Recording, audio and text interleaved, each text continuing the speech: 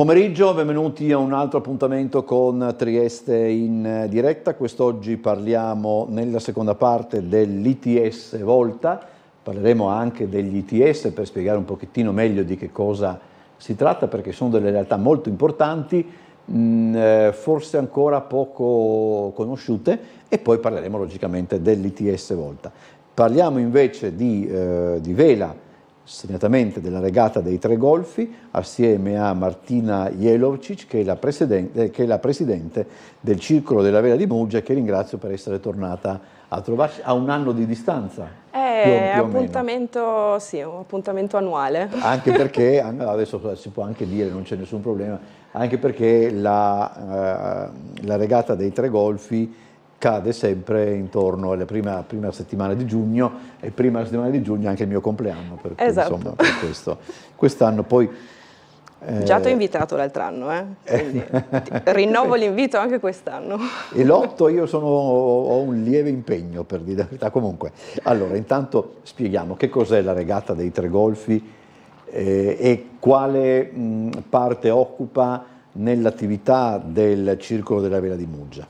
Il trofeo dei Tre Golfi nasce nel 2005, quindi il prossimo anno compleanno tondo. L'altro anno scherzavamo, abbiamo detto che siamo diventati maggiorenni, quindi il prossimo anno ci avviciniamo alla 20ª edizione, ma insomma, adesso cerchiamo di essere concentrati sulla 19ª, è un pool di regate di vela d'altura. La Muggia per Due, che fa parte del circuito zonale Solo Due, che viene organizzato in collaborazione con altri circoli velici della 13ª zona FIV.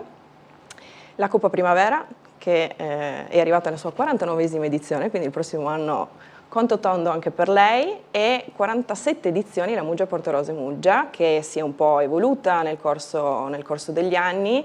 Abbiamo la Muggia Portorose Muggia Traditional per le barche immatricolate che arrivano fino al marina di Portoros, e la Muggia Portorose Muggia Hybrid, così l'abbiamo denominata, che quest'anno si svolgerà su 2 prove, quindi sia il sabato 15 che la domenica 16 giugno. Dove invece l'altro weekend importante è quello dell'8 e 9. 8 e 9, esatto. Che cosa succederà tra l'8 e il 9? Muggia per Due sabato e Coppa Primavera domenica. Le attività del Circolo della Vela Muggia sono moltissime questo mese, perché già questo weekend, il 1° e il 2 giugno, abbiamo il Vela Day, che è un'attività promossa dalla Federazione Italiana Vela, e le porte del circolo si aprono ai bambini, agli adulti, a tutti gli amanti del mare che vogliono provare l'esperienza di salire in barca.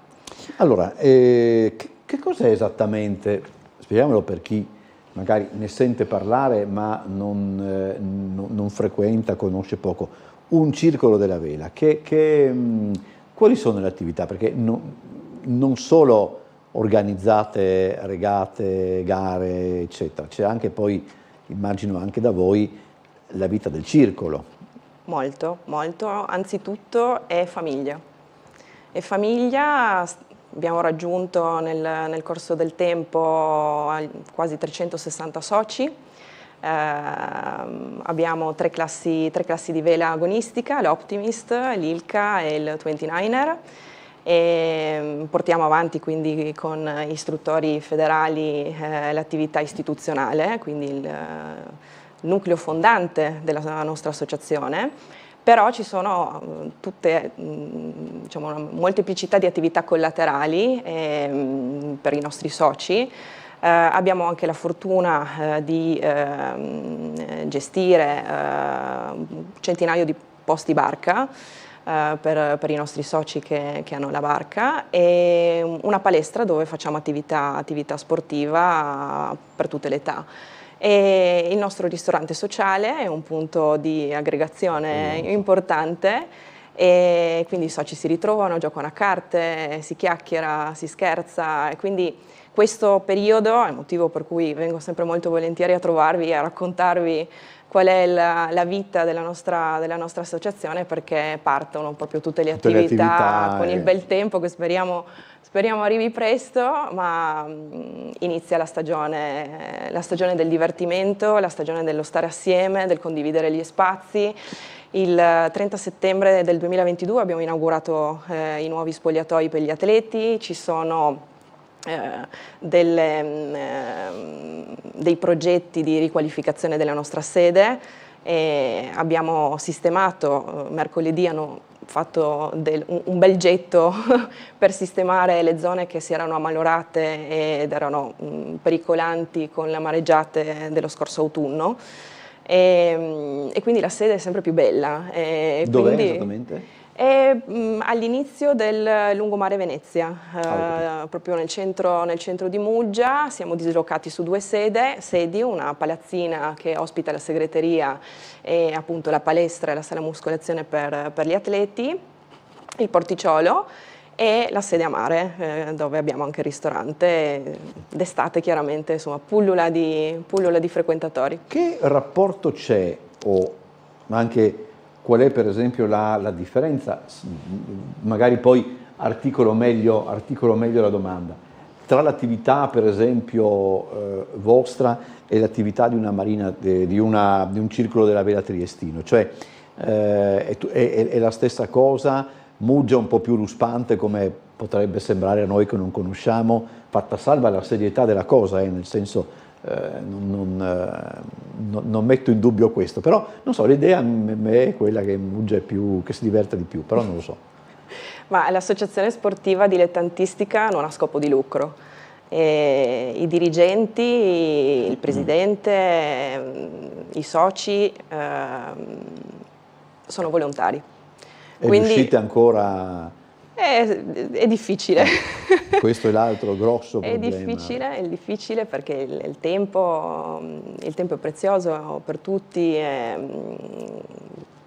Però questa è mi sono sempre chiesta, no, se il mio lavoro e quello dei dirigenti venisse pagato, se sarebbe lo stesso. In realtà no, perché il valore aggiunto di queste realtà è proprio questo, l'aiutarsi, il collaborare, il dedicarsi ad uno scopo sociale che non è un interesse economico, di ritorno economico personale. E lo facciamo soprattutto per gli atleti, per i giovani, che sono il nostro futuro. È bello poter dare loro nuove opportunità, devo dire, per stare lontana dai telefoni, per stare lontana dalle brutte abitudini che magari la vita ogni tanto ci mette di fronte. E lo sport è sano a tutti i livelli.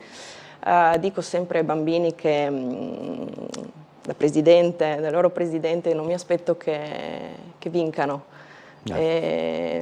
Anzi, in qualche modo io auguro loro di fallire perché è da lì che si impara, e su questo devo dire mi aiuta moltissimo anche Vasco Vascotto, che è il nostro socio onorario, è pluricampione, e attraverso lui, che voglio dire, insomma, ne ha vinte, no, di sfide e di regate, è un messaggio molto importante. Nessuno si aspetta che diventino dei supereroi. Ecco, chiariamo anche questo, non una volta per tutte, perché ogni volta bisogna dirlo, eccetera, però c'è questa, diciamo, nomea della vela come sport per pochi e magari per privilegiati, eccetera, perché insomma viene anche disegnata così, insomma, no? Non è così. Cioè, allora, rispetto ad altri sport, sicuramente la vela è costosa per attrezzature, è costosa per impegno anche delle famiglie nel accompagnare i ragazzi nelle trasferte, insomma, pagargli la barca, la vela, si rompe sempre qualcosa, quindi va sostituita. Quindi è uno sport che oggettivamente sulla carta si presta ad essere valutato come più costoso, più oneroso per le famiglie.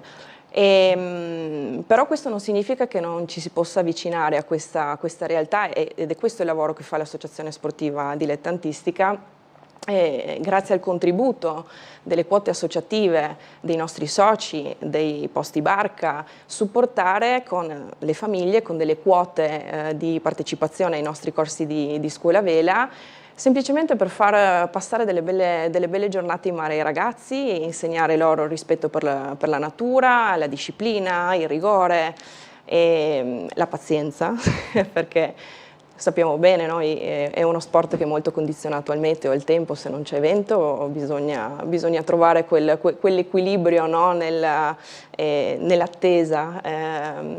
È uno sport molto completo, io credo che sia veramente molto educativo per i ragazzi e lo è anche per l'adulto che magari non ha mai avuto la possibilità di salire in barca. E io dico sempre, se vuoi scoprire veramente una persona com'è, portala in barca a vela.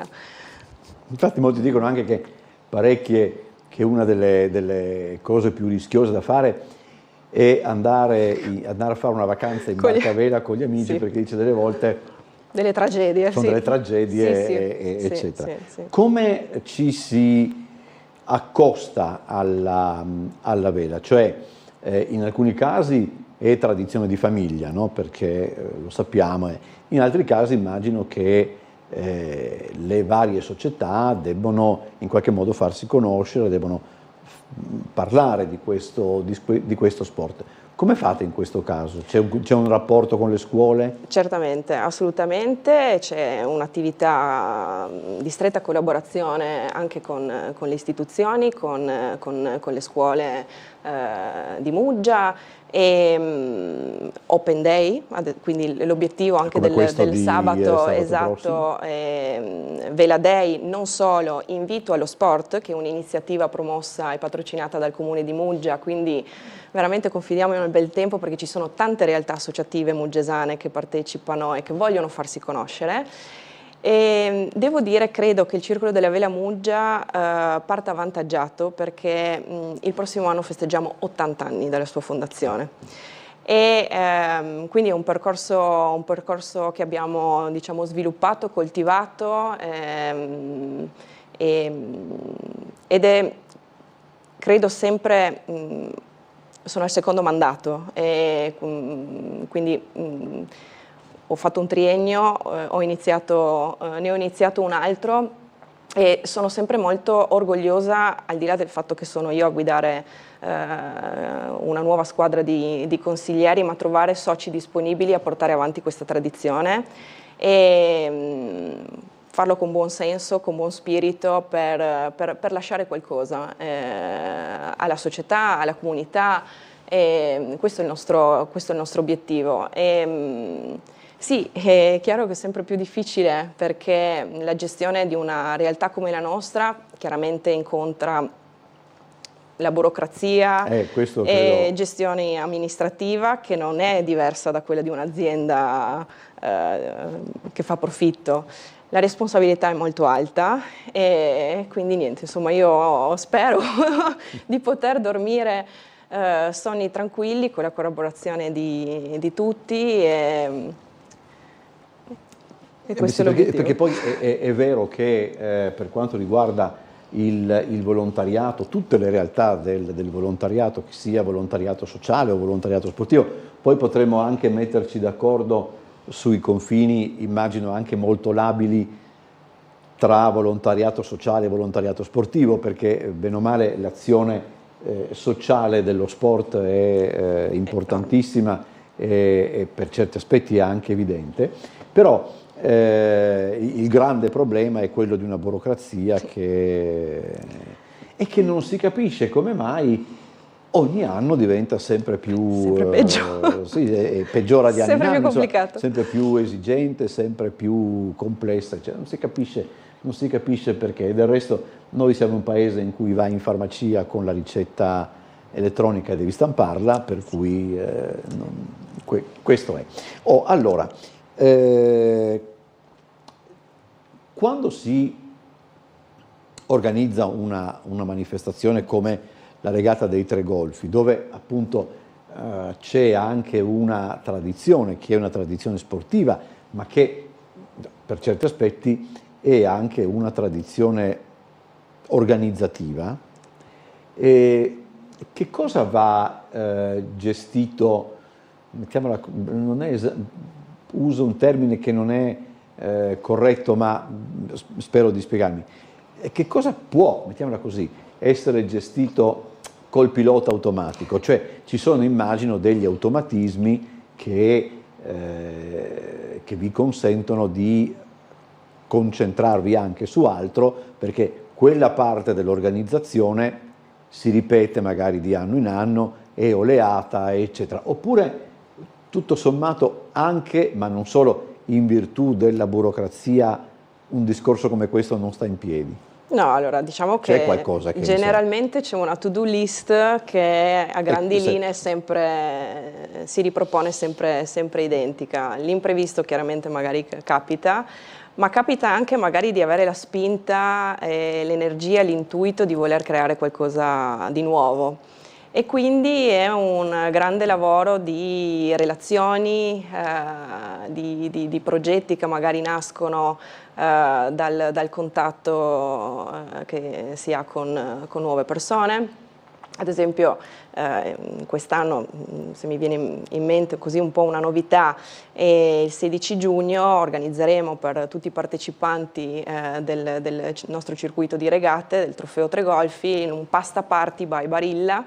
Quindi c'è una collaborazione anche con le realtà aziendali della nostra zona, e quindi sono tutti rapporti magari nuovi che si creano, che si inizia, vanno coltivati, però insomma a grandi linee diciamo il percorso, la rotta da fare è tracciata. Tanto per rimanere in gergo... Esatto, in gergo nautico. Sicuramente su questo devo menzionare, fare una menzione speciale a Giovanna Bertocchi, che è la nostra segretaria ed è la colonna portante di tutte le attività che vengono fatte al circolo, e attorno a lei tanti volontari, tanti nomi, tanti volti che dedicano il loro tempo. Quante persone più o meno?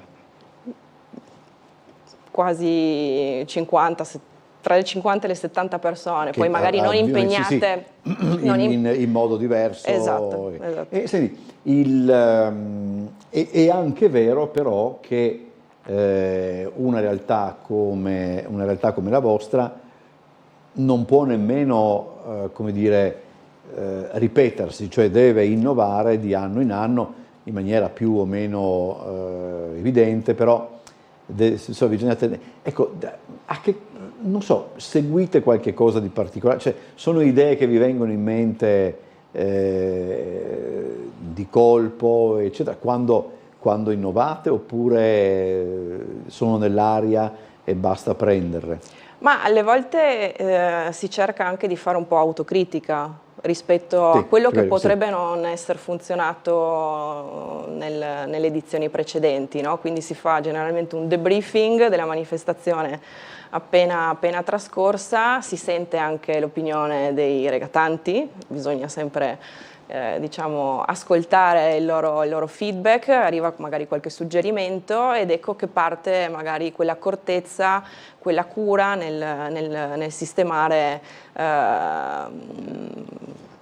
quello che magari non è piaciuto o può essere migliorato, per dare a tutti la possibilità di partecipare. Sicuramente questa è una manifestazione, parlo soprattutto della Muggia Porto Rose Muggia, che non è fortunata in punto di appunto burocrazia, e ne parlavamo anche lo scorso anno e negli anni passati. Le imbarcazioni non immatricolate non potrebbero transitare ed pernottare in acque slovene, quindi anche questo diciamo, ha un po' così spento l'entusiasmo attorno a questa manifestazione, e da qui è nata questa Muggia Porto Rose Muggia Hybrid, che è un gran peccato, è un gran peccato, però è una proposta un po' diversa, magari non è detto che il prossimo anno non ci inventiamo qualcosa d'altro ancora,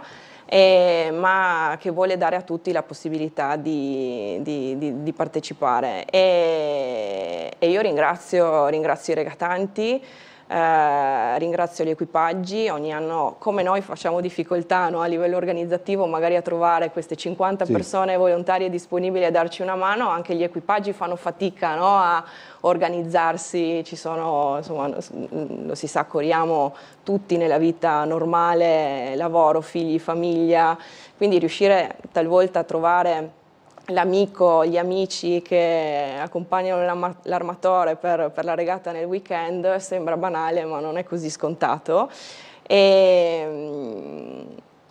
Però chi va per mare, chi ama la vela sa il ritorno di salute che ne deriva. Devo dire che quando io smonto dalla terra, dico smonto dalla terra, e ne sento sempre un grande beneficio, perché spazio e tempo assumono una valenza completamente diversa e si ragiona diversamente in mare, poco cosa fare. Quanti sono gli iscritti? Generalmente, insomma, confidiamo di raggiungere il centinaio di iscritti. Ok, perfetto. Sì. Già sì, perché c'è ancora tempo. Le iscrizioni sono aperte, è tutto pubblicato sul nostro sito, Giovanna è sempre disponibile, sorridente. C'è tempo fino a quando per iscriversi? Fino al giorno prima. Fino al giorno prima. Sì, fino al giorno prima. Muggia come vede questa manifestazione? Friggono, adesso detta così? Allora, innanzitutto l'evento è patrocinato dal Comune di Muggia e al supporto della Regione, il patrocinio della Regione Friuli Venezia Giulia. E ringrazio le istituzioni in primis per credere nella nostra realtà, credere nelle attività che proponiamo. E per il supporto che comunque riceviamo non solo per questa manifestazione ma in generale. Devo dire che io ho sempre trovato, insomma, disponibilità e ascolto e aiuto. Ho sempre detto, sono diventata presidente giovane, avevo 32 anni, non che adesso io sia invecchiata, no, forse sono un po' invecchiata, devo dire, il circolo un po' mi invecchia, però non sono un tuttologo. Non sono laureata in tuttologia, quindi imparo in corso d'opera e spero di sbagliare, perché come ho detto, dico sempre ai ragazzini, prendetevi il lusso di sbagliare, di fare anche qualche cavolata, ok? E soprattutto perché sono giovani. E quindi spero anch'io di fare questo percorso, insomma, di sbaglio e correzione, no? In modo tale da imparare e da riuscire a gestire. Credo che una delle cose più belle per voi sia proprio vedere anche i ragazzini quando incominciano. Io mi ricorderò sempre, io sono piuttosto anaffettivo in genere, non ho grandi dimostrazioni di trasporto per determinate cose, però io ancora me lo vedo. C'era in Golfo qua a Trieste, io ero a mangiare, non mi ricordo dove, ero credo per la laurea di mio nipote e si mangiava e c'era un gruppo di ragazzini che usciva, non so come si chiamano quelli. L'Optimist? Sì, quelli piccoli. Sì, è la barca propedeutica. Sì. E c'era uno di questi che era caduto, insomma, o che stava. Si era scuffiato? Sì, okay. Ha detto e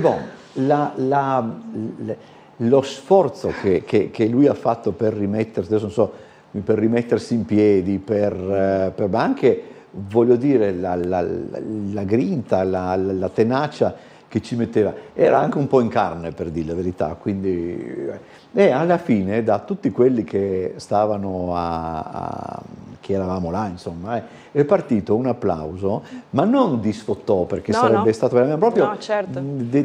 eravamo, cioè, come dire, eravamo noi che salivamo con lui e che lo incitavamo. Mi pare anche che qualcuno, forse l'istruttore stesse per intervenire per dargli una mano, lui invece non ha voluto e quindi ci ha messo un po', per dire la verità, però ma devo dire la verità che è una delle cose più belle che io abbia mai visto. Sono straordinari, ma soprattutto perché veramente i più motivati, e che poi lo imparano ad essere motivati e così forti, è il mare che te lo insegna.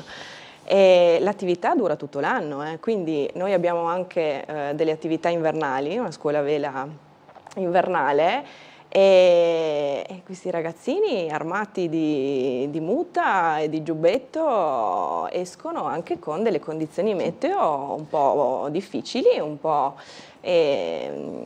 chiaramente c'è sempre il supporto e l'attenzione dell'istruttore che li segue, ma maturano una resistenza pazzesca, e devo dire ai genitori che questo sport li fa anche ammalare meno i figli, perché si tempra anche la loro salute. Poi anche è uno sport che credo, come la maggior parte degli sport di mare, tanto è piuttosto faticoso, ma anche, come dire, è un impegno che porta via tempo, insomma, ci sono a determinati livelli degli orari di allenamento piuttosto non siamo ai livelli del canottaggio. Non siete ai livelli non siamo ai livelli del canottaggio, okay. Anzi saluto la Società Nautica Pullino, con la quale collaboreremo anche quest'estate, perché il Trofeo Tre Golfi è una manifestazione multidisciplinare, e si riconfermano al nostro fianco la Pullino, la Marinaresca, Scuba Tortuga, Adria Nuoto, quindi Scuba ci sono, Tortuga, sì, è un'attività di diving. E non siamo a quel livello, però sicuramente i ragazzi sono nell'arco della settimana, e soprattutto anche nel weekend sono molto impegnati. Generalmente vanno molto bene a scuola, perché c'è tutto un rituale comunque di preparazione anche nell'approccio dell'attività sportiva, quindi l'armo della barca. Ti dà una certa impostazione. Esatto, e generalmente i nostri ragazzi, devo dire, sono molto orgogliosa di loro, anche i più grandi, e gli istruttori li seguono anche in questo, riportano buoni risultati anche a scuola, questo è importante. L'iscritto più giovane quanti anni? Parlo del circolo. Quello più giovane, quanti Guarda, anni? noi iniziamo la vela, la inizi a 6 anni, diciamo che è richiesto di galleggiare, di saper nuotare, ecco. Sì, ho 7-8 anni, penso il più anziano più quanti ne avrà? Ci picchi, abbiamo un atleta Ilka, spero di non, ipotizzo, 65? Ah, ok. Sì, 65-70. Insomma, sì, quindi sì. è... Sì. No, si può andare a barcavela a qualsiasi età. Lo so, veramente... sono delle amiche mie, oddio, detta così, non è che ne abbiano di più, ma insomma, tra l'altro anche la saluto, Tiziano Zeladore, che insomma ha una barca bellissima, che si chiama, se non mi sbaglio, ha a che fare con Moby Dick, quindi mi pare che si chiami Quickweg, se non mi sbaglio, però non lo so, ecco, adesso non vorrei dire delle sciocchezze e inimicarmi qualcuno. Allora, grazie a Martina Jelovcic per essere stata nostra ospite, presidente del Circolo della Vela di Muggia. Ricordatevi la regata dei Tre Golfi, sparsa tra il weekend dell'8 e del 9 di giugno e di quello successivo, 15 e 16, con anche sta pasta. Sì, c'è Maxino, c'è Elisa. Io verrei soltanto per la pasta. La pasta, c'è la musica, ci saranno le premiazioni, abbiamo messo in palio anche 4 prosciutti offerti da discount. Bisogna andare in mare per queste robe? Bisogna andare per i prosciutti, sì, bisogna regattare, quindi... un po' più accidenti. Vabbè, grazie, buon lavoro. Grazie a voi. Grazie a voi. Dopo la pubblicità ci vediamo con un altro argomento.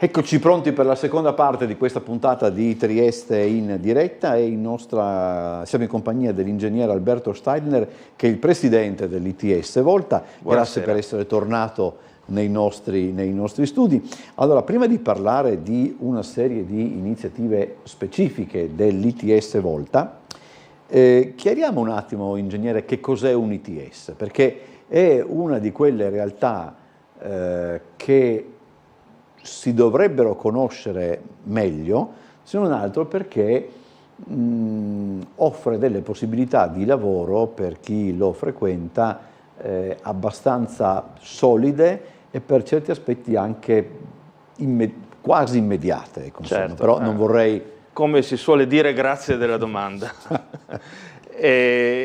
Effettivamente gli ITS Academy sono state introdotte nell'ordinamento scolastico italiano ormai da quasi 15 anni. In particolare il nostro istituto quest'anno compierà il suo 10° anno di attività, quindi non si tratta di scuole di tipo nuovo, però la conoscenza generale da parte dei giovani e da parte delle famiglie che devono fare una scelta per il futuro dei propri figli non è così forte, non è così marcata, quindi giova a ricordarlo. Alla fine del percorso scolastico con l'esame di maturità, quindi della scuola secondaria superiore, tradizionalmente si poteva o andare a lavorare o andare all'università. È stato introdotto questa nuova tipologia di scuola, l'ITS Academy, Istituti Tecnologici Superiori Academy, che sono di tipo terziario, quindi sono paralleli, diciamo, all'università, però hanno una connotazione un po' meno teorica e estremamente più pratica. Questo intanto ci ha allineato con la stragrande maggioranza dei paesi europei che questo tipo di formazione ce l'aveva da sempre. E è andata, diciamo, questa riforma è andata a colmare una carenza che c'era nei fabbisogni delle imprese. Le imprese hanno una enorme necessità di tecnici ad altissima specializzazione. Questi tecnici ad altissima specializzazione sono i nostri diplomati.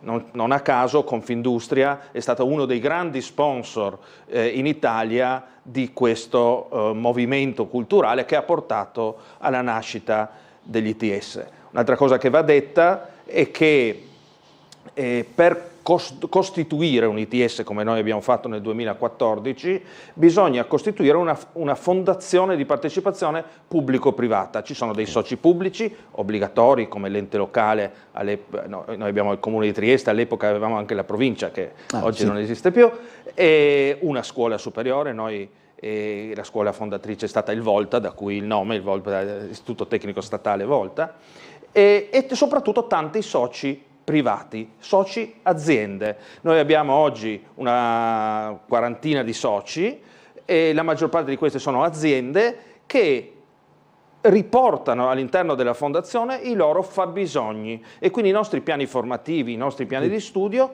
anno su anno si adeguano al reale fabbisogno delle imprese. Le imprese, diciamo così, portano anche il fabbisogno di, vediamo se riesco di realtà collegate, cioè non soltanto della loro impresa ma anche di realtà con termini, cioè assolutamente consentono di avere come posso dire, uno sguardo più ampio. Assolutamente, i nostri soci, diciamo, sono un osservatorio limitato su una realtà molto più ampia. Se parliamo rimaniamo solo nei confini di questa regione, anche se lo sbocco per i nostri ragazzi è ben più ampio di questa regione, ma rimanendo in questa regione il comparto che definisco delle nuove tecnologie della vita, quindi di tutte le tecnologie a supporto della salute essenzialmente, abbiamo oltre 170 aziende in questa regione con circa 5.000 addetti, quasi 5.000 addetti e con un fatturato che rasenta il miliardo di euro, quindi solo in questa regione è un settore molto ben rappresentato e in crescita, c'è una crescita anno su anno di circa il 4%, quindi con questo tipo di crescita cresce il valore della produzione e cresce naturalmente il fabbisogno di tecnici da parte delle imprese. Come ci si iscrive ad un ITS? Cioè, anche voi credo si facciate delle porte aperte, eccetera, però c'è un tempo post maturità a partire dal quale ci si può iscrivere fino ad un certo periodo? Allora, il requisito è avere ottenuto il diploma di maturità.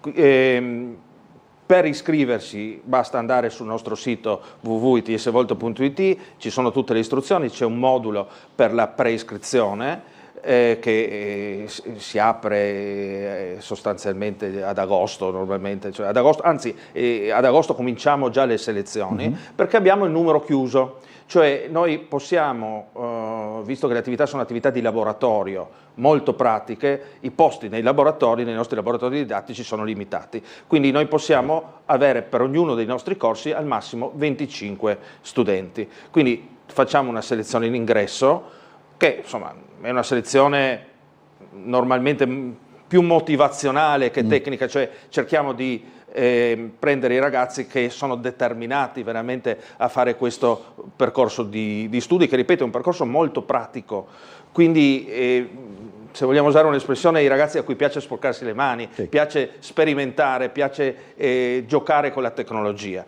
Questi sono i candidati ideali. Abbiamo un numero anche minimo che è di 20 ragazzi, non possiamo istituire i corsi con un numero inferiore a 20 ragazzi, questo per disposizioni normative. E questo è un po' il nostro problema in questo momento, nel senso, le aziende ormai da anni hanno compreso che questo percorso per loro è fondamentale, perché i ragazzi arrivano già formati e risparmiano il tempo di formazione in azienda che normalmente avrebbero dovuto fare.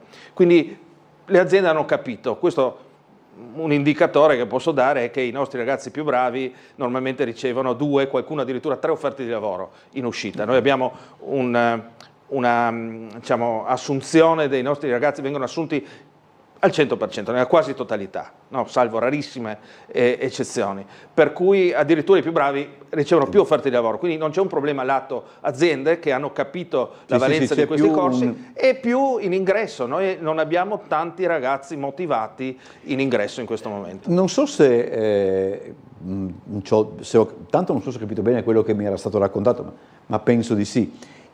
Ad un ITS può iscriversi anche uno che ha fatto la laurea? Certo, certamente non c'è nessun limite in tal senso. Abbiamo avuto una dozzina in questi anni, su qualche centinaio di ragazzi che sono diplomati, abbiamo avuto una dozzina di laureati che evidentemente avevano scelto un percorso di laurea che non li ha gratificati o comunque non gli apriva degli sbocchi lavorativi diretti, e hanno fatto il nostro percorso biennale trovando grande soddisfazione. Tra l'altro si entra nel mondo del lavoro in una maniera molto privilegiata, perché si entra in un mondo del lavoro che ha fame di questo tipo di professionalità e quindi ci si può giocare molto bene. Quindi non solo si va a fare un lavoro, a mio avviso, molto bello, perché lavorare per la salute delle persone, eccetera, è già un lavoro bello di per sé, ma normalmente anche ben gratificato dal punto di vista economico. Le ho fatto questa domanda perché la figlia di un mio amico che si era laureata, poi non trovava qualche cosa di soddisfacente, adesso poi non so, questo non ho indagato, si è iscritta ad un ITS e ha trovato un posto di lavoro a tempo indeterminato, oltretutto, 2 mesi dopo essere uscita da... Posso dire che lei è arruolato tra i nostri promotori. No, è così, l'ho racconto perché me lo hanno raccontato un mesetto fa circa, proprio per spiegare anche quelle che sono le opportunità, adesso per l'amor di Dio, senza nulla togliere ai percorsi universitari. Sono cose molto diverse. Sono cose differenti, probabilmente anche in questo caso, probabilmente... forse addirittura con termini, ma è un discorso che non... Se posso aggiungere, Trieste ha una lunga storia nella formazione universitaria nelle tecnologie biomediche, in particolare nell'ingegneria clinica. Questo non era vostro comunque? No, io tra l'altro insegno alla facoltà di ingegneria clinica da molti anni, però anche lì la componente è molto teorica, pur essendo un argomento che si presta alla pratica, e i ragazzi che studiano ingegneria clinica all'università vengono a utilizzare i nostri laboratori. Diciamo che noi, io ho visto una volta, tra l'altro. Che lei ha visto e siete venuto a fare delle bellissime riprese. I nostri laboratori sono, nel caso dei corsi storici, adesso parleremo magari dei corsi più recenti, i corsi storici, quelli legati alle tecnologie biomediche. E fare formazione pratica non è banale, perché normalmente bisognerebbe farla negli ospedali, ma negli ospedali ci sono i malati, per cui è difficile interrompere la pratica clinica per formare dei tecnici. Quindi quello che abbiamo fatto è costruire un ospedale. Noi, credo che sia l'unico caso in Europa, non abbiamo notizie di casi del genere, di aver costruito, grazie a tutta una serie di donazioni, Fondazione Cassa di Risparmio per esempio ci ha donato una TAC all'epoca, o apparecchiature radiologiche piuttosto che una sala operatoria, cioè abbiamo tutto quello che è un'attività ospedaliera normale senza i malati, e questo permette di veramente lavorare praticamente sulle tecnologie. Domani domani mattina all'aula magna dell'EDDA viene presentato appunto un corso nuovo. Assolutamente. diciamo che noi siamo molto in ascolto. Cioè questo comparto delle tecnologie della vita, del biomedico è molto ampio, quindi ascoltando quello che sono i fabbisogni delle imprese abbiamo preso coscienza che i nostri corsi in realtà non erano sufficienti, ci sono tutta una serie di professionalità che noi non riuscivamo a formare in questi primi corsi. La cosa poi ha trovato diciamo, un'occasione nei fondi che ha stanziato il PNRR. Il PNRR ha stanziato per l'ITS come il nostro dei fondi piuttosto importanti che ci hanno permesso di progettare una nuova sede. Oggi la sede che Tele4 ha visitato 2 anni fa in area di ricerca ha circa 400 metri quadri e contiamo di cominciare il prossimo anno accademico a ottobre in una nuova sede che sarà in zona industriale, in via Caboto, l'ex palazzina direzionale della Stock di via Caboto, con 1600 metri quadri, quindi con i laboratori che ci permettono di ampliare enormemente la nostra offerta formativa. Arrivando al corso che presenteremo domani. Domani presenteremo un corso per lo specialista della qualità nelle biotecnologie. Cosa vuol dire specialista della qualità nelle biotecnologie? Noi ci occupiamo essenzialmente di dispositivi medici. I dispositivi medici sono di tantissime categorie. Prima abbiamo accennato alle apparecchiature biomediche che sono dispositivi medici, perché no, del software che si usa per la sanità che può essere un dispositivo medico, ma ci sono tutta una serie di altri dispositivi medici come gli integratori alimentari, alcuni cibi che hanno un effetto funzionale, piuttosto che alcuni cosmetici che hanno la qualifica di dispositivo medico. Avere la qualifica di dispositivo medico vuol dire che per essere immessi in commercio hanno un processo di qualità estremamente severo. Quindi questo vuol dire che il processo produttivo, quindi gli impianti, i macchinari e tutto il processo che riveste componenti di tipo chimico, di componenti di tipo microbiologico, quindi competenze molto diversificate, richiedono delle professionalità molto specifiche. Il nostro terzo corso appunto si occuperà della formazione di tecnici con forti competenze nel settore delle biotecnologie. Tra l'altro non avevo mai sentito l'aggettivo cosmoceutico. Cosmoceutico, nutraceutico. Cosmeceutico, nutraceutica sono termini un po' per addetti ai lavori, ma che sono legati ai dispositivi medici usati per la nutrizione, quindi tipicamente integratori alimentari, o per la cosmetica. Per esempio, questo è, voglio dire, è proprio una mia... si vede che sto diventando vecchio e quindi mi fisso su certe cose. Io noto per esempio l'utilizzo di determinate parole.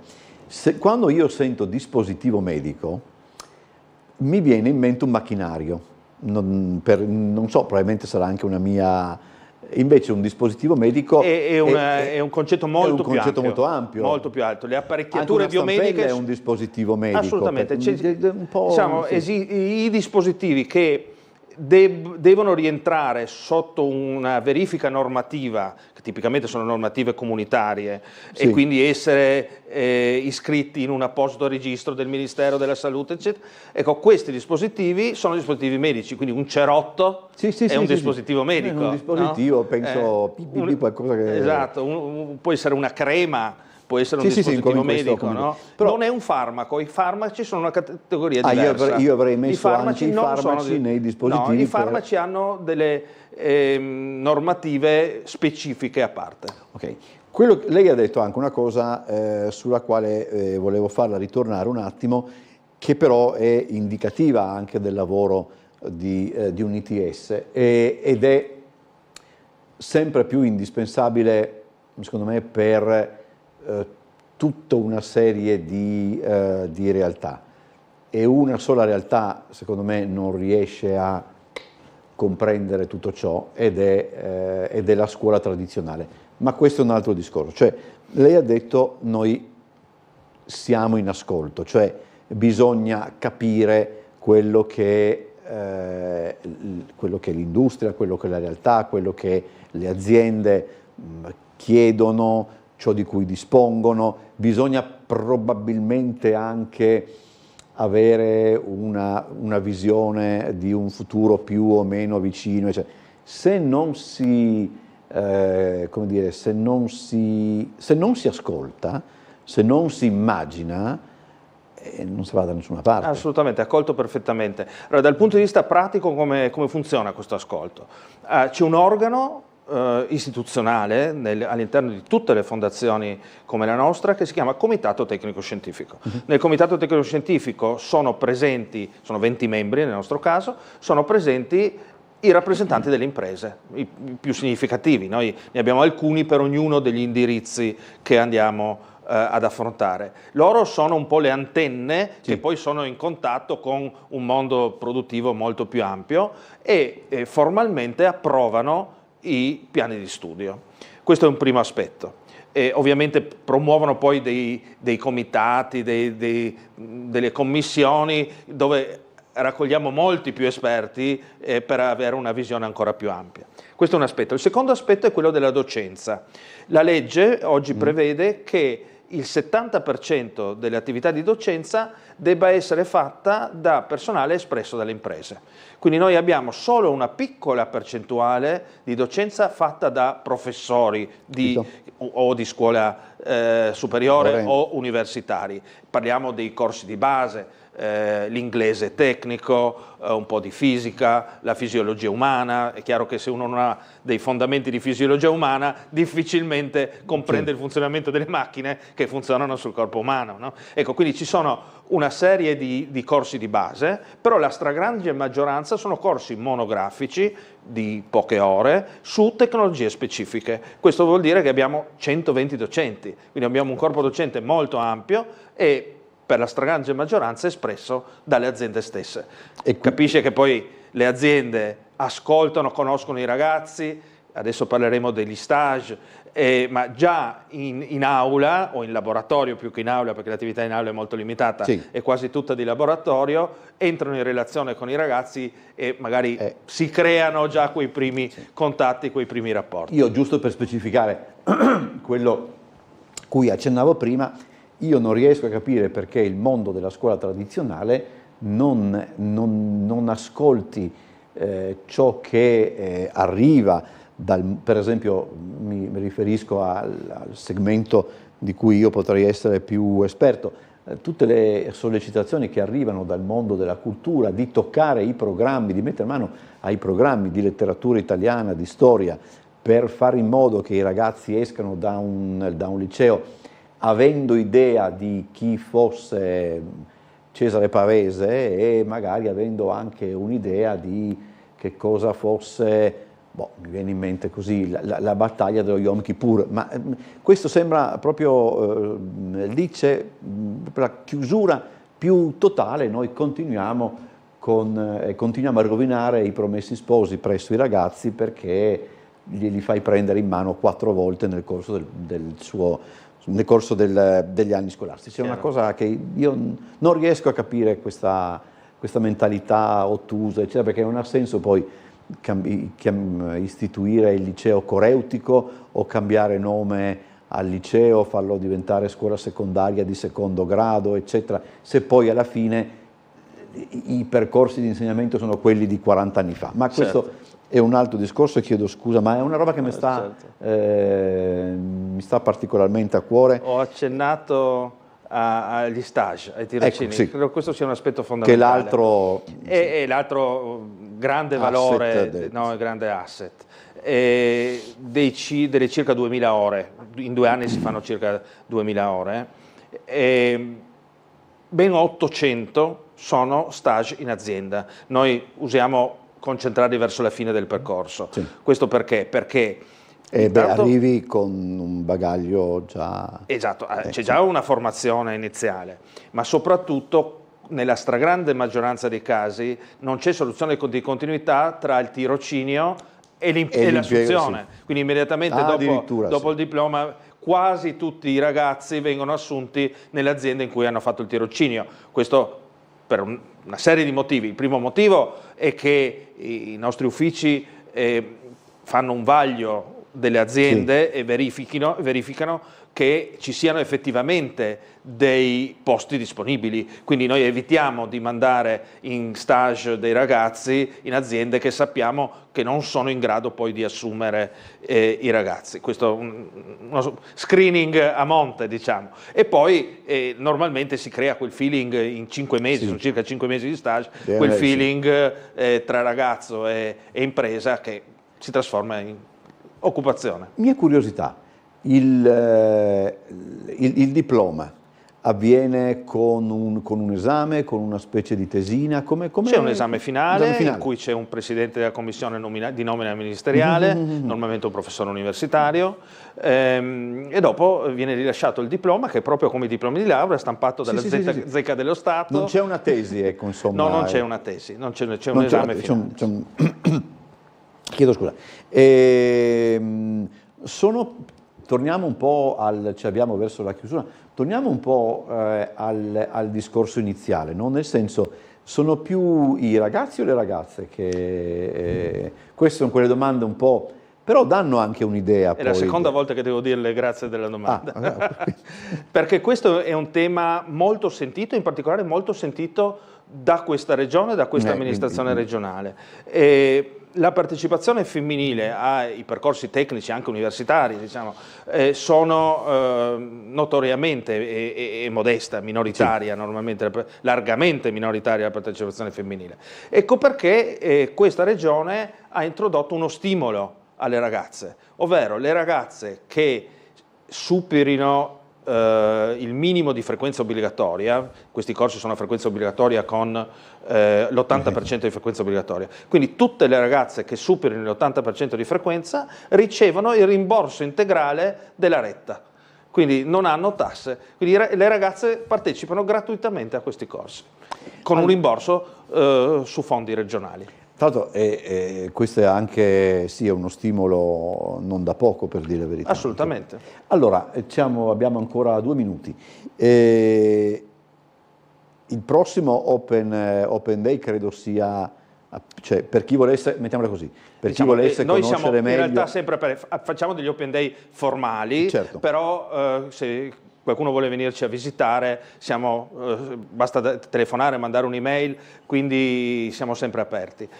Domani annunceremo, è aperto al pubblico l'appuntamento la di manifestazione Deledda Fabiani alle 8:30 domani mattina, è aperto al pubblico, quindi chiunque voglia venire ad ascoltare relativamente al corso di specialista sulle biotecnologie. Faremo partire quest'anno anche 2 altri corsi a cui facciamo un breve cenno. Uno è legato alle telecomunicazioni e all'internet delle cose nel mondo della salute, quindi tutto quello che è la telemedicina, la domotica, la gestione delle fragilità a casa, quindi la creazione di ambienti domestici adatti a una porzione fragile della popolazione. E qui abbiamo un sacco di aziende di telecomunicazione di cui questo territorio è ricco, che ci sta supportando nella creazione di questo corso. E l'ultimo in termini di concepimento, ma devo dire che ci stimola parecchio, è quello sui centri benessere, cioè uno specialista di gestione dei centri benessere, lo spa manager. Quindi questo è una chicca, una novità nei centri benessere che stanno crescendo sempre di più, nei grandi alberghi. Torniamo a quello che dicevamo prima, si capta. Esattamente, e le tecnologie sono sempre più presenti, in molti casi sono molto simili alle tecnologie ospedaliere, magari più semplici, però ci sono componenti anche manageriali, componenti di gestione del cliente, quindi tutta una serie di componenti, e questo sarà per la prima volta un corso triennale e non biennale. Allora, io ringrazio l'ingegnere Alberto Steiner, che è il presidente dell'ITS Volta, grazie per essere venuto a trovarci, buon lavoro. Grazie. Vi ricordo che domani è venerdì, quindi noi domani abbiamo l'appuntamento con Trieste in diretta, quello consueto, alle ore 18. Domani parleremo di cinema, passa a trovarci il collega Alan Biezzoli, che è appena arrivato, beato lui, dal Festival di Cannes. Non so se quest'anno è tanto beato, perché non mi pare che sia andato benissimo, però insomma è meglio stare a vedere film piuttosto che fare altro. E poi per quanto riguarda invece l'appuntamento con Trieste d'Arte, che segue intorno alle 18:30 circa, domani visiteremo una mostra, fra l'altro molto bella, curata da Massimo Premuda al Museo Carà di Muggia, che è dedicata proprio a Ugo Carrà, che nel 2024 avrebbe compiuto 100 anni, un altro centenario importante di quest'anno. E quindi domani questo è il menù per la puntata di domani. Grazie a tutti, rimanete con noi, alle 19:30 c'è il telegiornale, ricordatevi che oggi, essendo giovedì, c'è anche la puntata di Ring. Grazie a tutti e buona serata.